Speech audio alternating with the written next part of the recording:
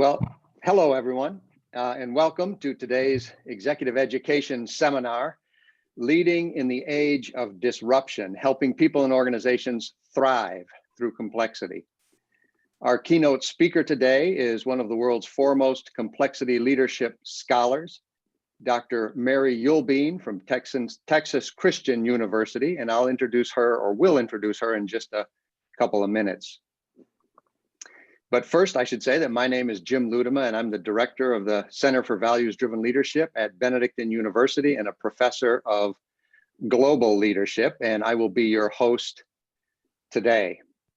I want to start with a little bit of housekeeping, and then I'll take a moment to introduce you to the Center for Values-Driven Leadership and to one of our recent graduates, Dr. Dawn Harris Jeffries, who will then introduce Dr. Eubin.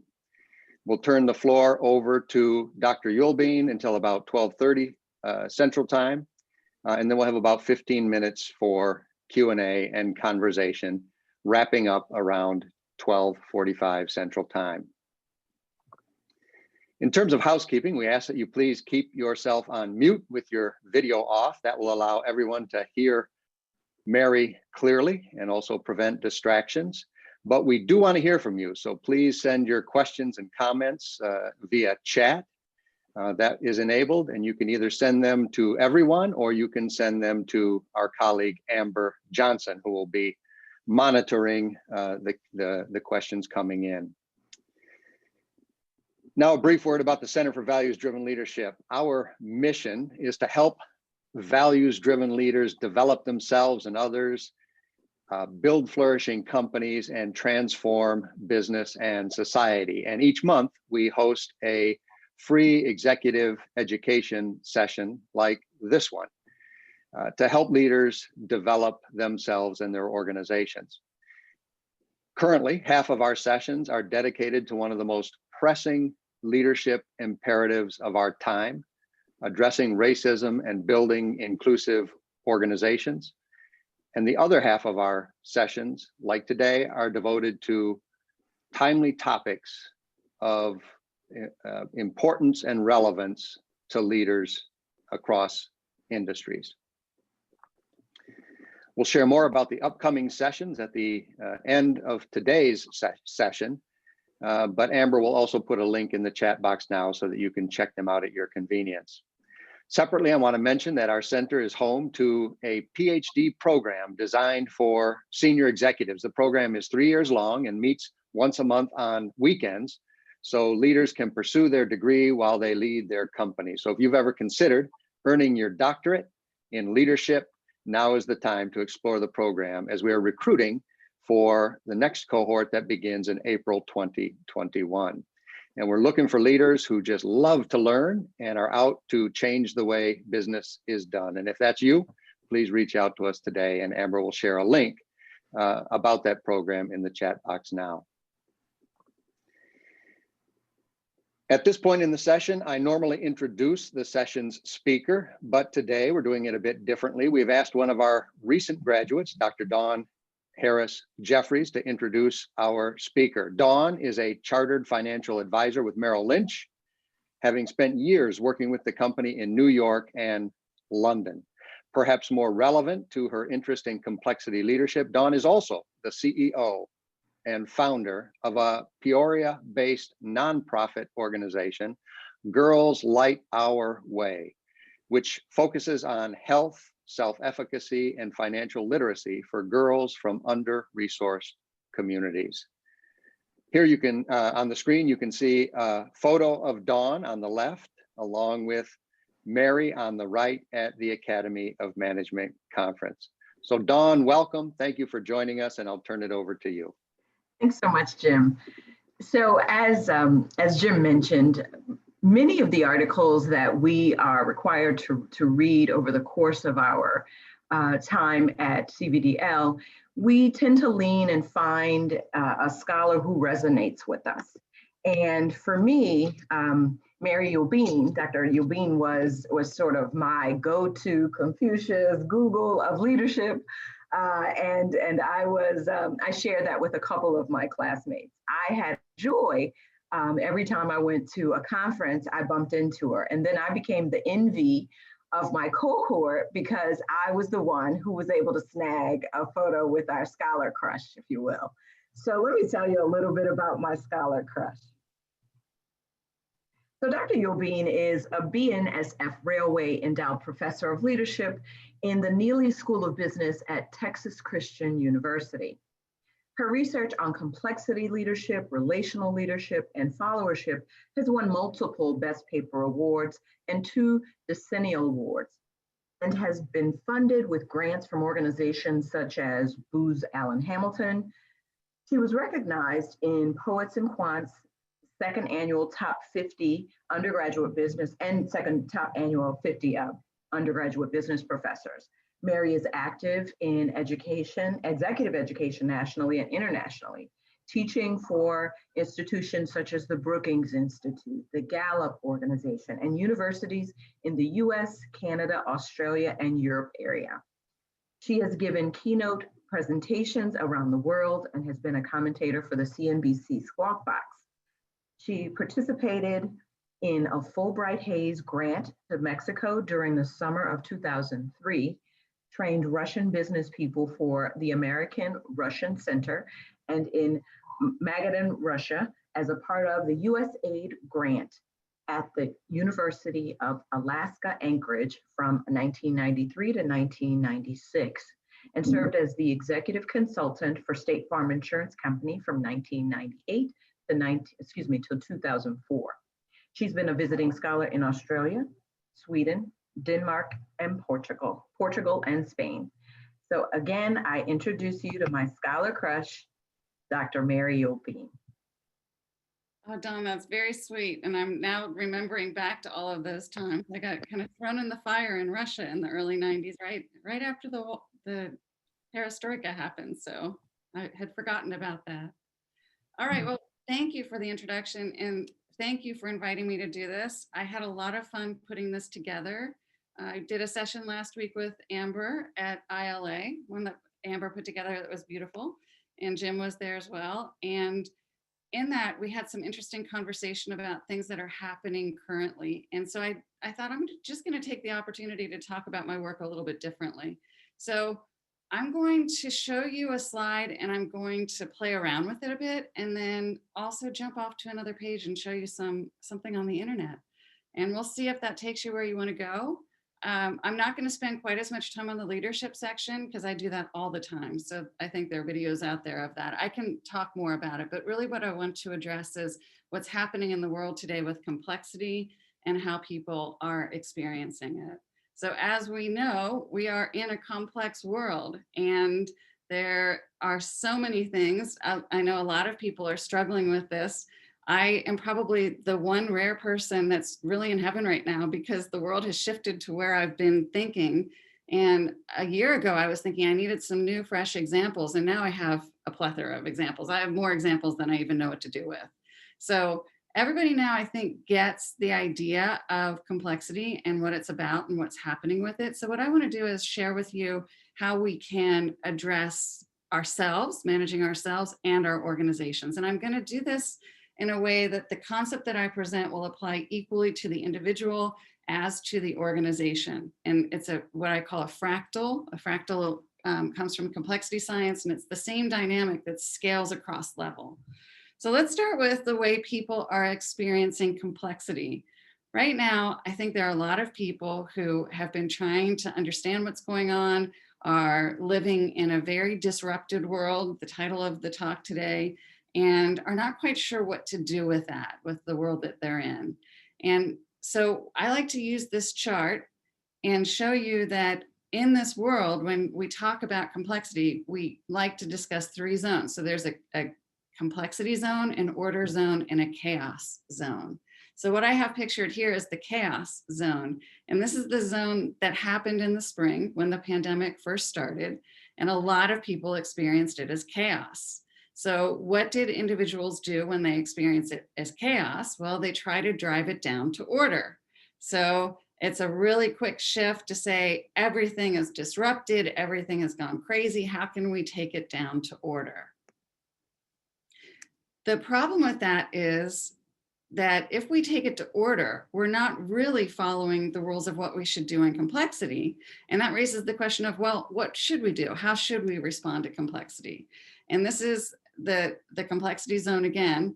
If you have complexity, what you should do is respond to it with complexity. So that's the law of requisite complexity. I was at a conference with Bill McKelvey right before this article was published, maybe the year before. He was my co-author on our 2007 paper. And he drew this chart for me. And I said, oh my gosh, this is exactly what I need. This is the chart. So he and Max Boisseau talked about this as the law of requisite complexity, that if you're in complexity, it takes complexity to beat it. And I said, that's exactly what we're finding in our research. So to beat it, what does that mean? Now we see the complexity zone here, that blue area that I described to you. What does it mean to meet complexity with complexity? That's what we in our work call an adaptive response.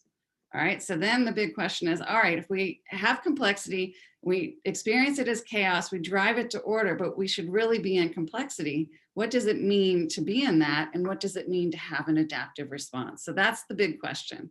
And I will tell you that for years, when I presented this work, I knew what it was in my head, but I didn't really know how to describe it. So I just kind of left that blank. I would say you need an adaptive response, and then I would go on and describe it, but I didn't really have the way of pulling what was in my head and putting it down on paper. And now I do. So this is pretty exciting. All right, so we're going to now, to understand the adaptive response, we're going to show you the different kinds of responses that you can have. So I've shown you the chaos response, and what happens in chaos is people feel like there's no order. So you see a bunch of dots here. I'm going to do this in terms of dots and lines, and you'll see why in a minute. So there are a bunch of dots, just things that are happening, but a feeling of no order. Chaos is there's no pattern, there's no order. It feels chaotic to us. So what's an order response? Well, we all recognize what this is. An order response is trying to manage it. So we take it to a managerial organizational structure. This is the org chart that shows you the hierarchy of how things happen in organizations. So we drive it down to an order response. Okay, now I just want to ask you to think for a second for yourselves, if you had to fill in this box now of what is an adaptive response, in your own minds, you don't have to call it out, but in your own minds, do you have a sense of what that would be? Because that's where we're going to go next. So what is an adaptive response? Here it is. What does this look like? This shocks me when I put this up and I ask people out in practice what this looks like, because they can't tell me what that is. They kind of look at it, they think they might know, but a lot of people don't have a word to describe it. To me, when I look at it, it's very obvious. It's a network. So what this is a network map. But the fact that when I present this, so many people don't know that that's a network map tells me we have real issues. And I think it's a challenge for us in the profession of management and leadership, because we really should be teaching this more. This has been around for quite a long time. Social network analysis was really big in the 1990s, and yet it seems to have not permeated yet. So a response, a complexity response, is a network response. Now, why in the world is that? So here's what I'm going to show you. And this is the really cool chart, or the graphic. And I'm going to take a risk here. I think that you are a forgiving group. So if I mess this up, you're Benedictines and you'll forgive me. So here we go. We're going to try to go to this chart, and I think you see it. And Don, I can see you. Can you nod your head? Do you see it moving? All right. Okay, so this is a graphic that the New York Times put out. And when I saw it, it was so cool, because for so long I would have my own graphics and dots and lines that I was trying to use to show what complexity is. Complexity is about rich interconnectivity. So when it's happening, you have interconnectivity first. We all know what interconnectivity is.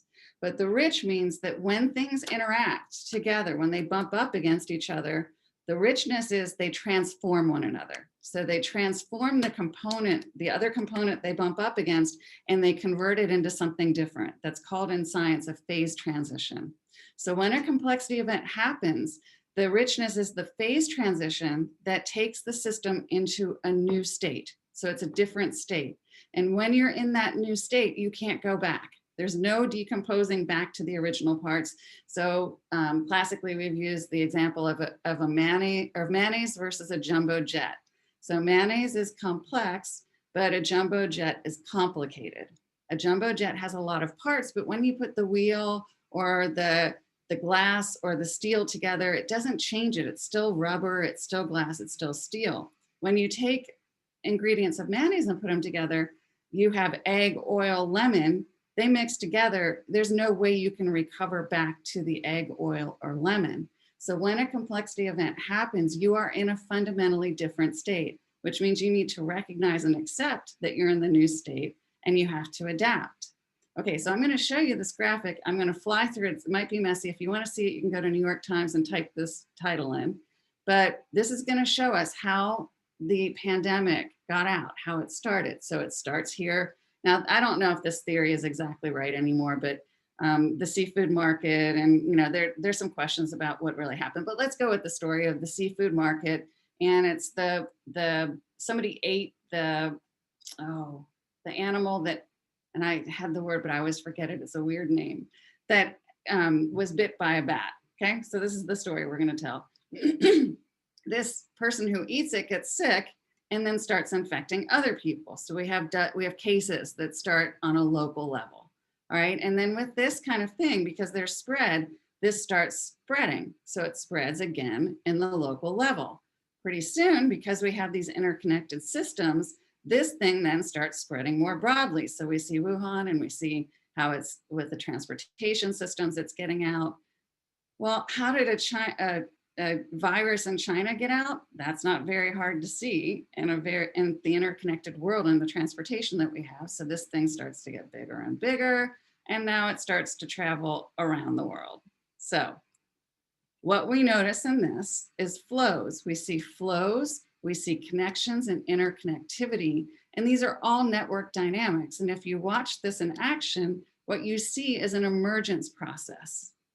So for an emergence process like this, what you have to have is an emergent response. All right, so I hope you get the idea of that. I think that's kind of cool. So we're going to go back to the PowerPoint and we're going to dig into this. So now I've set up the idea of emergence to show you that when complexity is happening, it's emergence. And in emergence, this is how we have to think about leadership differently. Emergence is what allows individuals and organizations to adapt and survive in the face of complexity. So if a complexity event is happening, you have to meet it with an emergence event. And we're going to call that emergence event the adaptive process. So now we're on a process. And what we have to do in complexity is understand and create the conditions for the adaptive process. This process I'm going to show you is the fractal. So this got really exciting for me when I began to understand this in the last couple of years, because we had the basics, we knew what was going on. We understood that we needed to have adaptive space, but when my colleague Michael Arena wrote a book on adaptive space, what I realized is he couldn't really define it. I'd ask him and I would try too. So I spent the next year digging in and saying, okay, what do we mean by this? How do we really define it? How do we draw it? How do we depict it? What's going on? And that's this picture of the adaptive process. Okay, so I'm going to show you. Now, again, I'm going to do this, but this can occur in our heads. So it can be as an individual happening in our head, or it can be between people or in an organization or around the world. So this is the fractal dynamic. So what happens in the adaptive process is there's a need to innovate and a need to produce. If you've been hearing about polarities or paradox, that's what's going on. It's a polarity. It's a core polarity in terms of these two things operate in tension with one another. So they aren't things that are seemingly compatible with each other.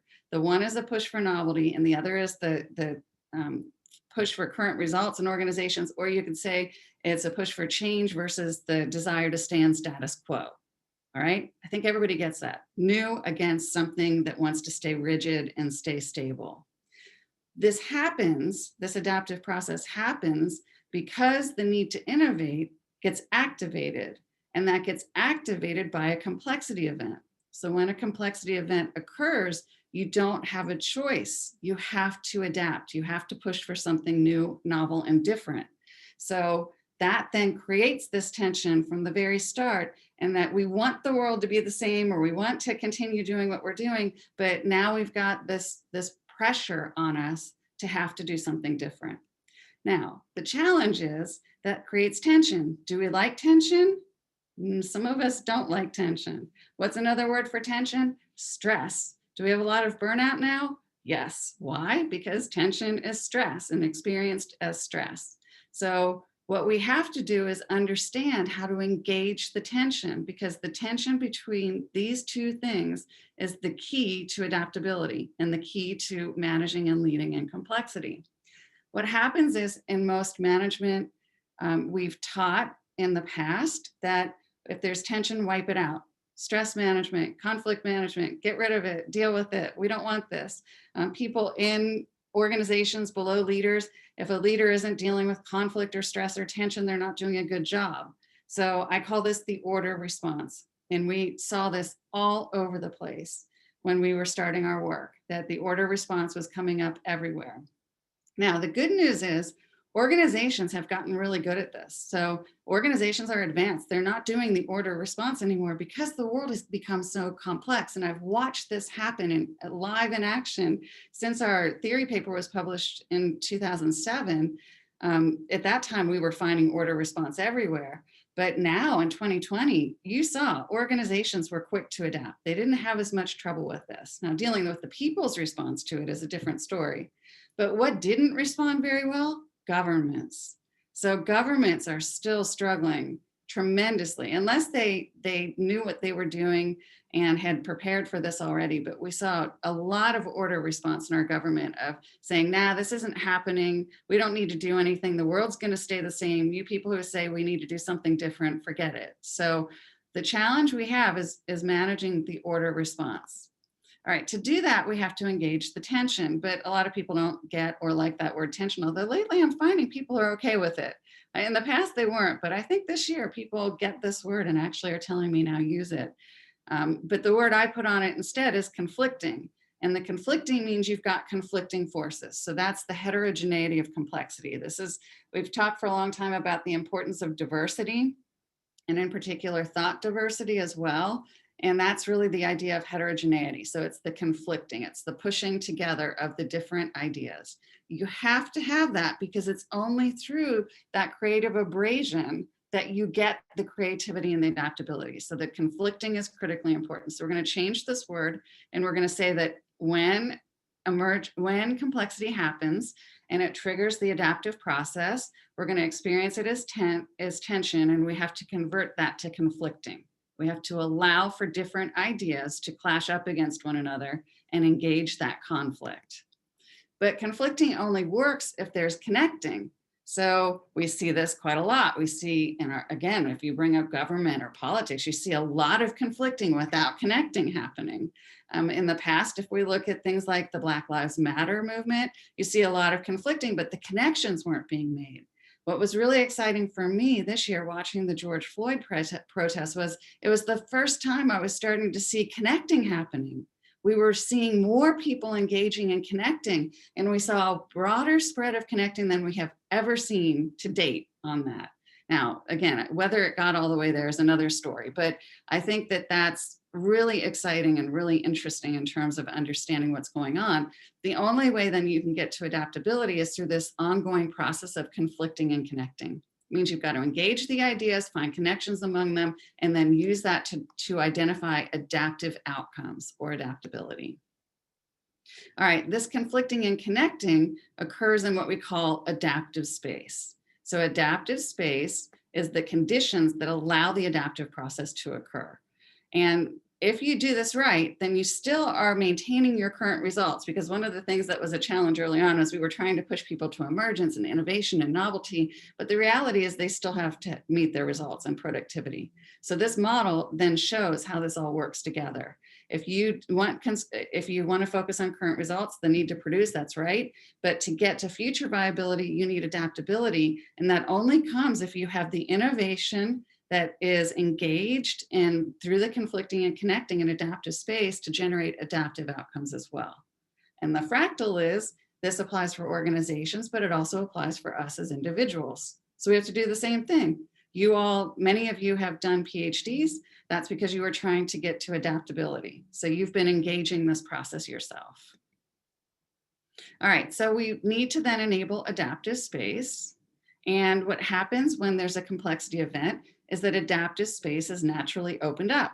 So I was talking with the healthcare organizations I was working with. There was a person, Justin Smith, here at Cook Children's, who was trying for years to get telehealth. So he's also in heaven this year. He and I are both in heaven. He was trying and trying to get telehealth, and it was just met with resistance. No, it's impossible. We can't do that. And then whammo, overnight, they went from almost no telehealth. He had enough in place because he'd been working it, let's say 500 visits, to 10,000 visits in a month. They now are sending out charts showing the advances they've made in telehealth. Well, the reason they could do that was because Justin had done the groundwork and was pushing so hard against a system that was so rigid. And when the adaptive space opened up, it just slid right in and it generated exactly the adaptability that they needed. And I heard the same thing about remote work. So remote work was very similar. Okay, so then what we need to do is we have to create the conditions that allow the adaptive process to occur, which means we have to have the adaptive space. And early on in this, I was telling people, don't waste a crisis, go look and make sure that the things you're trying to get done, it's all opened up and loosened up right now. You have a window of opportunity. That window is going to shut back down again. So if you've got innovation or ideas you're trying to change, get those in. And that window is starting to close a bit. But now I think the challenge is people have gone too much to order. And I think they need to understand they need to get back into complexity. Okay, so in organizations or in our heads, I have done this for organizations, but when I looked at it this morning to see if it would work, it also works for our heads. So remember again, think about this yellow side or left side is the entrepreneurial system. All right, so local. Now this can be a local group in an organization, or it can be our head. So think of that as your head. Your head is your local. Pressures come in. As pressures come in, you have entrepreneurial ideas that start to percolate. And those ideas start to percolate. Those are the dots, and then they start to link up. Now that can be among people, or it can be our brain, which is a neural network, same thing. So you have ideas percolating, and then you hope that in the percolating and the engagement of the conflicting, they find ways to connect. And then what they have to do to advance is they have to advance through adaptive space. But the idea here is you're trying to drive emergence again. So you've got to get people really comfortable with the idea of emergence. And then for it to work, and this is where we could talk more about Black Lives Matter, you have to get it into the formal operational system. So in our brain, that is a new order. So for all of you who have done a PhD, your new operational system is now operating as a PhD. You've gone through this change. You've created the adaptive space by going to the university, opening your minds. All of that was reforming your system and making an adaptation. And now you have a new operating system as a PhD. So I hope you see that the fractal nature of it, and you see that in organizations this needs to happen. So if I use the Black Lives Matter, when I was watching that, I was so excited about what was happening. But the challenge was, could they get it into the operational system? So if they're talking about things like systemic racism, are they able to get it into the operational system, which is the political system, the business systems, to get new order? And the challenge I saw, and I saw it right away, I wrote my colleague Sonia Ospina at NYU, the Wagner School, and I said, the problem is defund the police. That is not a good tag. That is not something that's going to help you tip it into the operational system. The good news is they had the idea, they understood what the new order is that they need to aim for. I agree. And I think most people would agree if they could really get themselves to listen. But that tag, the symbol, the messaging they put on it, it was used then to counteract and push back and create brick walls to shut down or stop that entrepreneurial system. All right, so this is my last slide. I managed this time pretty well. I'm kind of happy with that. So the last slide is, then how do we manage in complexity? And I put managing here in italics and quotes to say, I use that word very, very loosely because you can't really manage complexity. But if we're going to use the idea of it, what you want to do is make sure that you understand where you are in this and what's happening with you. So when COVID started, there was a chaos response and we drove to order. I'll give you another example. My students are working on an inclusive excellence project. which is diversity. It's a very complex project, and they quickly got into complexity, and for them, it tipped up into chaos. It never did for me, but for them it did. So what did they do? They wanted to drive it to order. So they did. They formed groups. They got into little groups of, instead of the 30 that they had, they went down to teams of 10, and then they identified next steps, and they're like, okay, we're going to all go do our next steps. And I let them do that because they needed comfort. And then I said, okay, now you're not going to do that anymore. You got to take it back up. You've got to go back into complexity. So I took them out of, I said, those next steps don't matter. It's not going to help you accomplish the big picture. It makes you feel good, but you're not accomplishing what you're trying to do. So you've got to take it back into complexity, into the adaptive response, and open it back up. And in complexity, we talk about this as wanting to be at the edge of chaos. So the edge of chaos is that line right there. That's the most creative if you can manage there.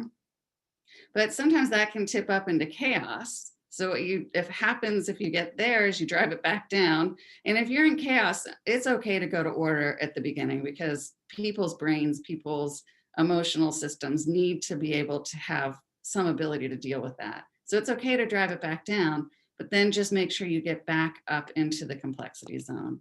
So that's where I'll end and open it up for questions.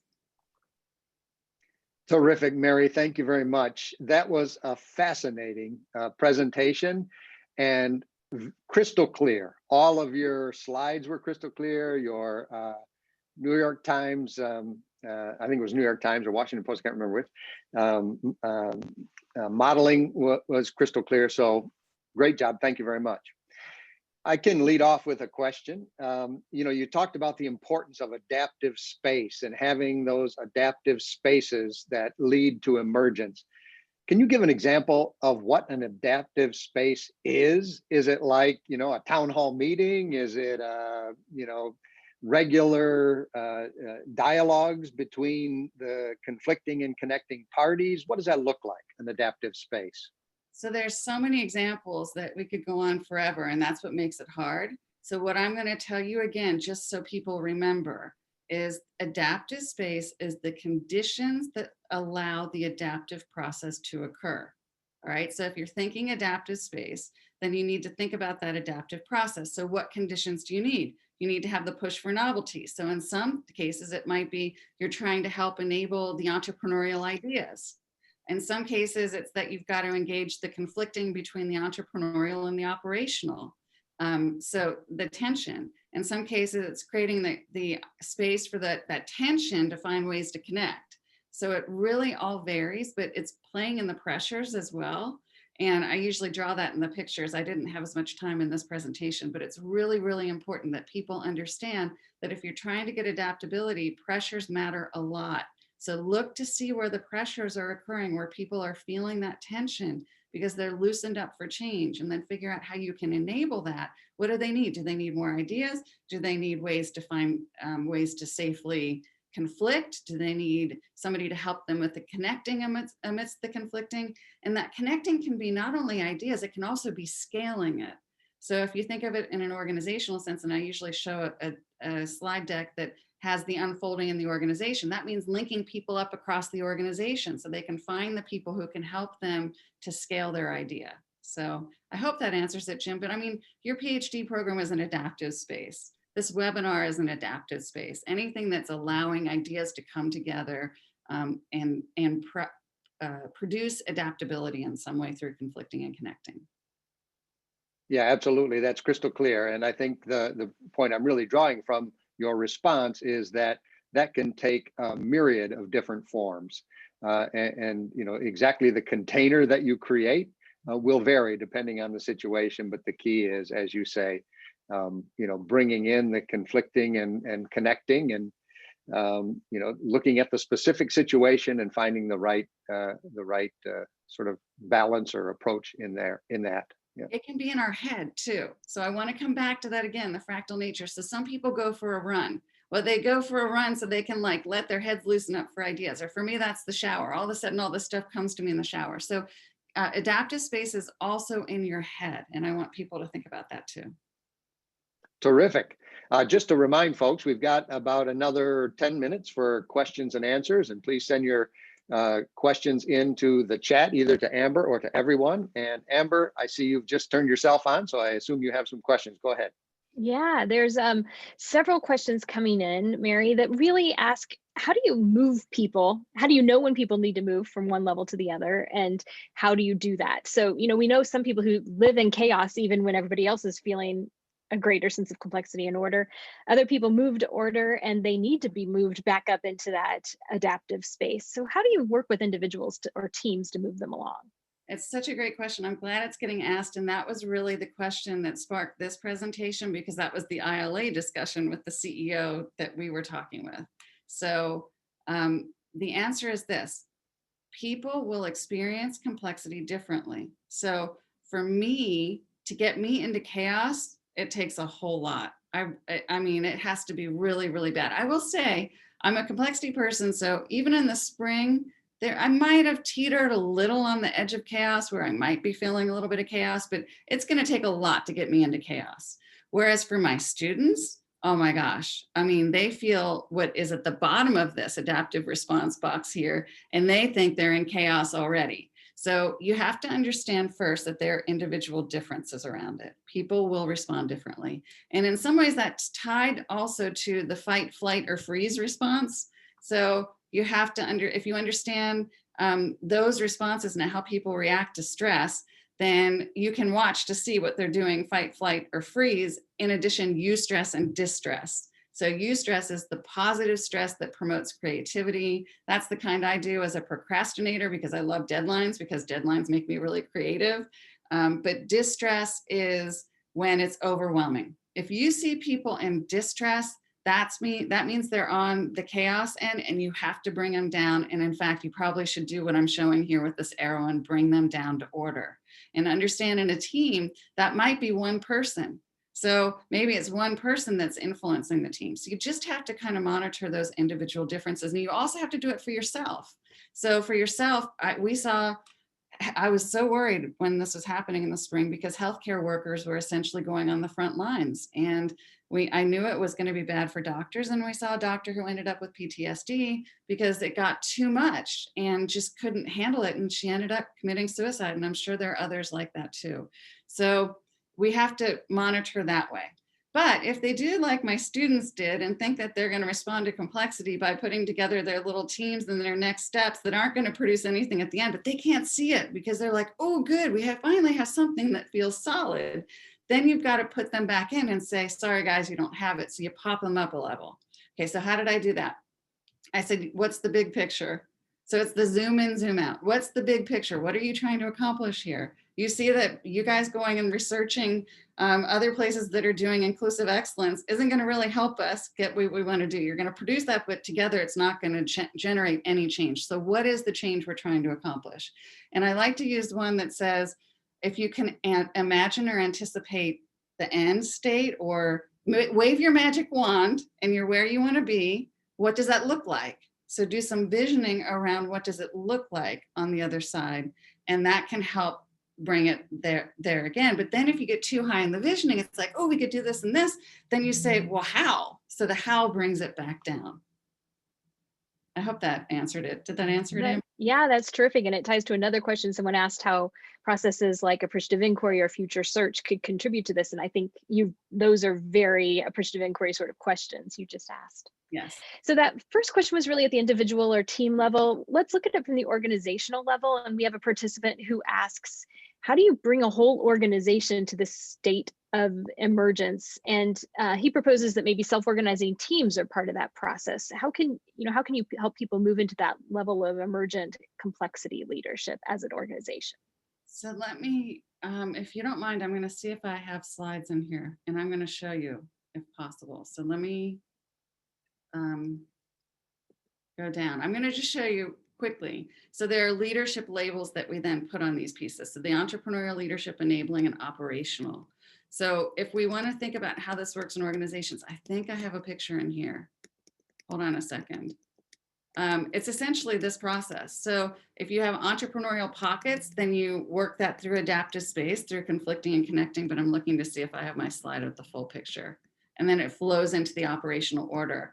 And if you get this idea of what's happening with the flow, it means that you want to enable entrepreneurial, you want to enable those conditions for adaptive space. But one of the big things we've been doing, and the best work I've seen in terms of converting an organization to this, is you help them understand these pieces, but you make the connections between the individuals trying to push and the ones in the operational, which is this picture.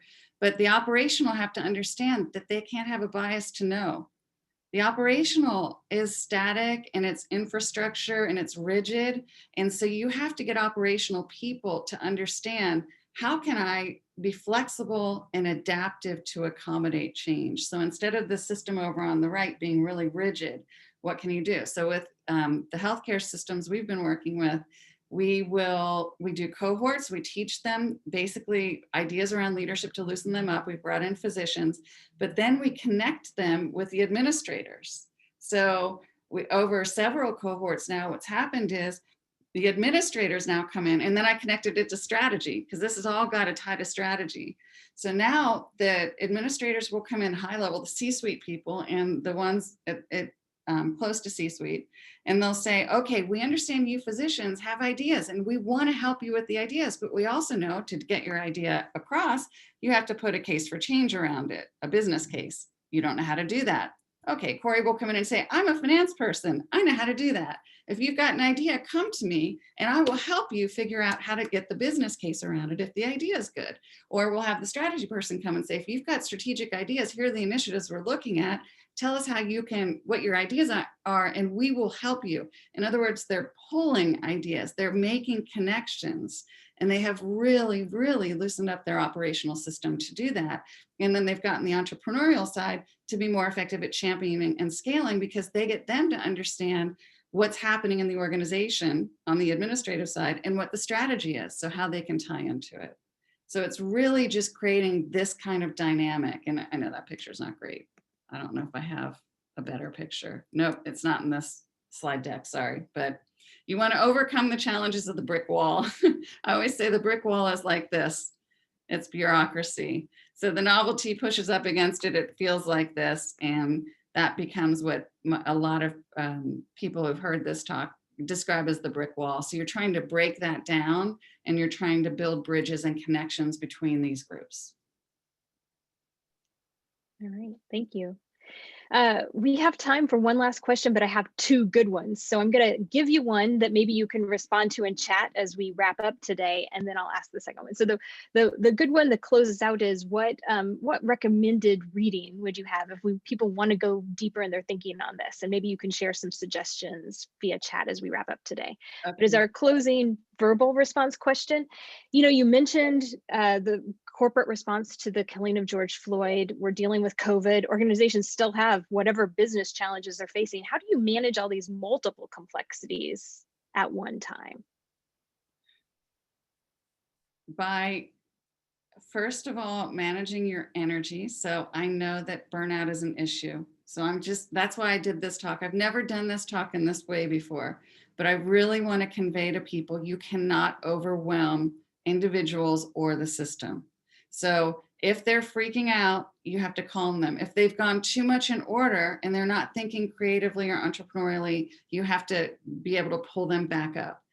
I would say, to deal with all of it, you want to energize your entrepreneurial leadership. So people have ideas, they know how to address this. So find your pockets of entrepreneurial ideas and entrepreneurial leadership, and then create the conditions for them of adaptive space through enabling leadership to try to help foster the ideas that they have. And again, allow the pressures. If they're feeling pressures, use those pressures. So use the tension they feel and the crisis or the chaos to help them, well, I should say the complexity, use the complexity to try to help them get their ideas in. So it's managing the individual response and then managing the organizational through all of these conditions. Terrific, thank you. We have enough great questions that we could talk for another hour. I apologize to everybody whose questions we didn't get to, but I'm going to turn it over to Jim now. Terrific. Thank you, Amber. And thank you, Mary, for a tremendous presentation and discussion. As Amber says, we could probably go on for hours continuing to talk about this. To your question, Amber, about what to read or resources, I just want to mention that I'm very familiar with one of Mary's articles called Leadership for Organizational Adaptability. And in that article, she lays out this notion of enabling leadership and what that looks like to bring, the novelty and innovation together with the stability and operational excellence together in a dynamic way in adaptive space. So that's one that I would recommend, and I know Mary's got many others. But we need to wrap things up. And as we close, I just want to invite all of you to future sessions that we have in our executive education seminar series. Our December session will look at practical strategies for growing diversity, equity, and inclusion in your organization. Then in January, we'll help you get a jump start on the new year with a session on mindfulness practices for leaders in the new year. And we'll actually give you an opportunity to try out some mindfulness practices in that session. So check out the website, and Amber is sharing that link. We also invite you again to learn more about our PhD program for senior executives, and that link is also in your chat. Finally, I just want to thank you very much for attending and for doing the work of great values-driven leadership in your organizations and in your communities. And Mary, thanks again for joining us and sharing your insights and your wisdom and your research with us. Dawn, thank you for joining us and giving Mary such a great introduction. And Amber, thank you for helping to manage the whole process. And with that, let me just turn it over to you, Mary, for a final word, and then we'll close the session. I want to thank you all, and I want to thank you, Don. It's so nice to see you again. And I guess we're going to do a Zoom snap here. So it was wonderful to see everyone. I'll check through the chat later, and I'll provide greetings as I can to Amber to distribute. Tremendous. Thank you, Mary. Thank you, everyone, for attending, and have a great rest of your day. With that, we are adjourned. So long. Thank you. Bye.